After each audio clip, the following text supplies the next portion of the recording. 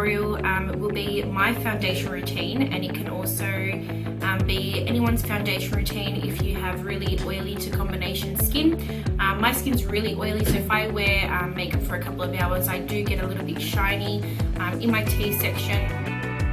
So if you're just like me, the products that I have chosen to show you guys today in my tutorial are perfect for oily skin. With primers, I'm going to start off by using the Smashbox Photo Finish Foundation Primer. This is an oil-free primer.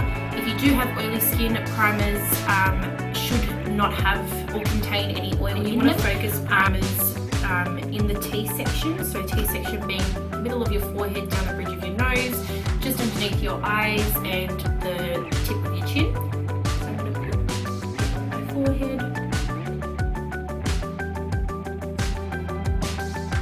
And then with any excess, just spread it out to the rest of the face. And whatever excess is on my fingers, I am then going to run it over my eyelids because I do have oily eyelids as well. So the second primer that I'll be using, the only reason why I use two primers is because I have not found one primer yet that does an overall job on its own. I find that these two primers that I do use in this tutorial go pretty well together. They do help reduce oiliness on the skin when you're wearing makeup. So the second primer I'm using is a Too Faced Primed and Poreless one, and this again is oil-free.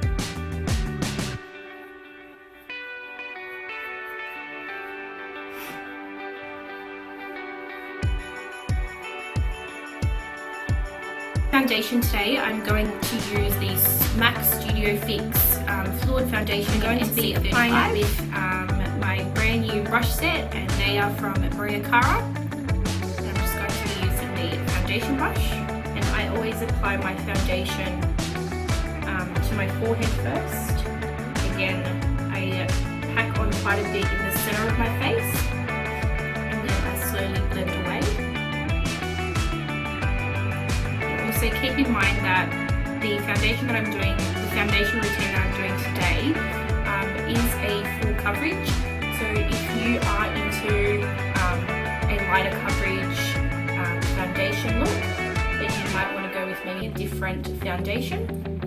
The only reason why I go full coverage is because I do have pretty bad skin. I do have pimples, I have open pores, and lighter coverage foundations just don't do much for me. If you do have MAC Studio Fix Fluid Foundation at home and you have found that it is quite drying on your skin or it is too thick, one way to sort of break down the formula and make it more thin and more hydrating is to put some of your moisturizer through the mixture, and that helps as well with people with dry skin.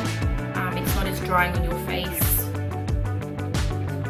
So most of the times with the Studio Fix, I do one layer, and then I do go back over certain areas where I feel like I need more coverage. I don't do a complete second coat because Studio Fix can sometimes get pretty cakey, and it is quite a thick foundation. So I will only go over the areas of my face where I feel like I need it the most. So it's usually where I have open pores, some blemishes, and just maybe the center of my forehead and down the bridge of my nose. After I have applied a even layer of foundation, I'm then going to go in with a damp beauty blender.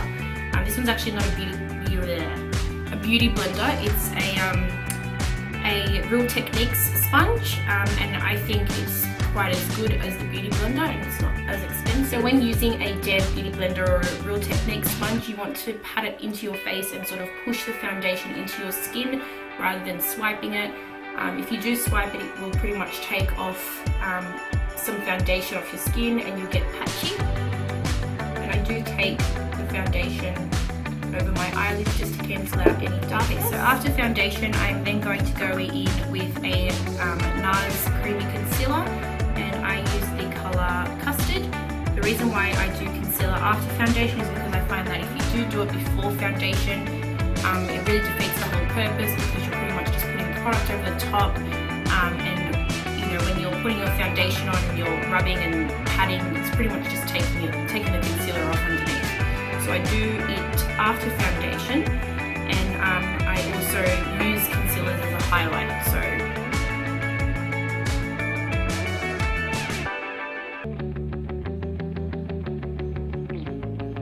if you have dark circles, you'll pop concealer underneath your eyes. And again, I use the same damp sponge and blend that away. Now, just to add a bit more brightness to the skin, I am going to go in with the Maybelline Age Rewind concealer. Yep. And I am using the colour Light Pale. The reason why I'm going in with the second concealer is because I feel like I do need a little bit more brightness in the center of my face. And this one is actually one of the best drugstore concealers I have used. And just a little tip, when applying concealer, I do tend to feather it out more on the edges. As you can see, like I just sort of blend it off from the center, and this helps a much more easier blend when blending it out.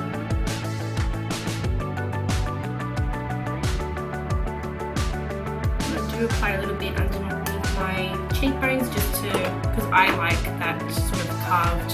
Now, to set all that in place, I'm going to go in with the Ben Nye Neutral Set Colourless Powder, which is pretty much a very fine translucent powder.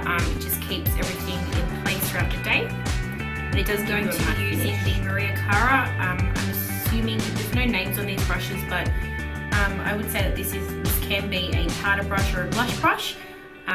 It's really soft. Before setting it underneath your eyes, you do want to make sure that you do go back in with a sponge or a brush, depending on what you're using, just to make sure that you have no foundation that has sunken into your crease lines underneath your eyes.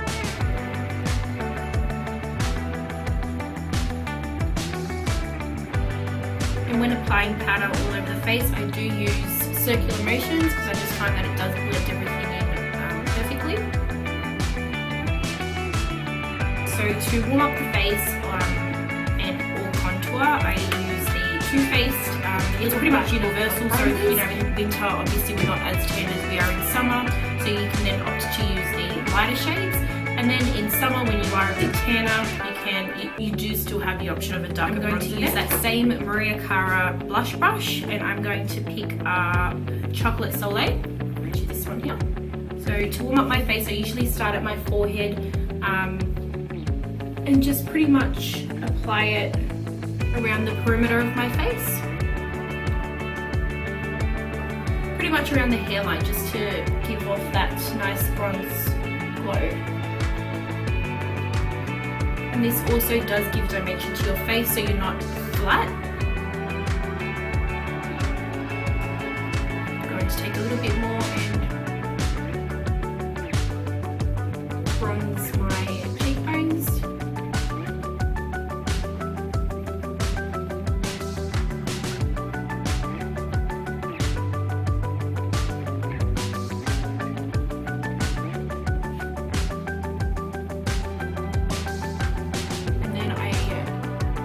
Up my jawline.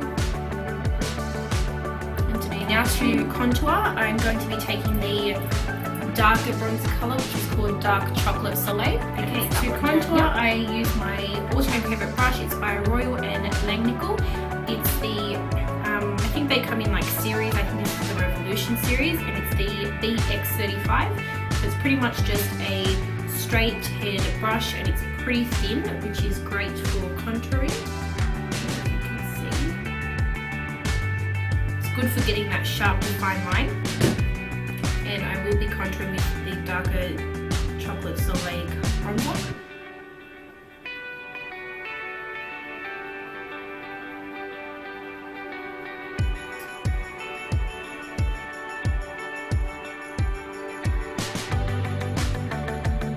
And the reason why I contour my nose is to make it look thinner.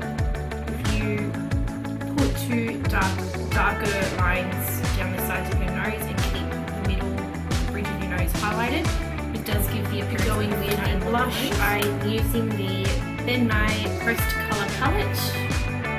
Okay, like this. That sort of orangey peach tone there. Dust off the excess because this is quite pigmented. You just pretty much want to apply it on the apples of your cheeks and then blend it into your bronze, but do not take it all the way to your hairline. Just for a little bit more of a highlight, I am going to go in with the Physicians Formula Mineral Wear Talc Free Correcting Powder in Creamy Natural with a Real Techniques setting brush. It's coming off, I can't see what things are. Just going to apply underneath my eyes and just help the blush and highlighter blend together. I'm going to take it up.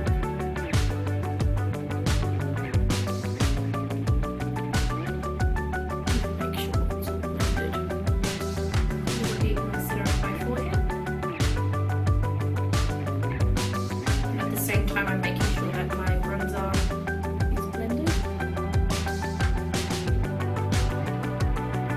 Down the bridge of my nose.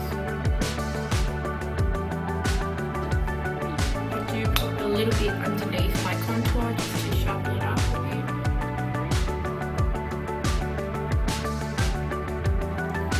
Okay, I'm going to apply my eyebrows, eyelashes and lips off camera, and I will come back and show you the finished. Okay guys, so that is the end of my foundation routine makeup tutorial.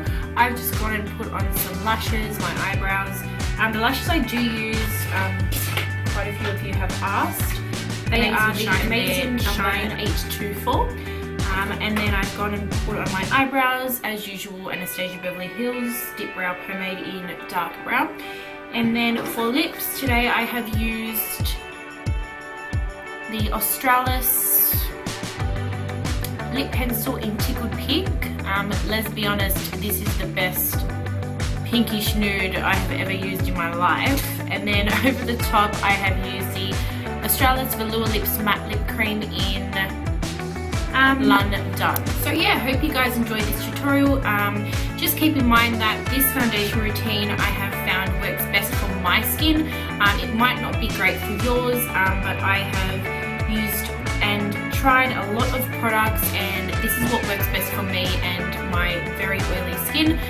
If you have dry skin, these products probably won't do very well for you, but if you do have oily skin and you do try these products, let me know.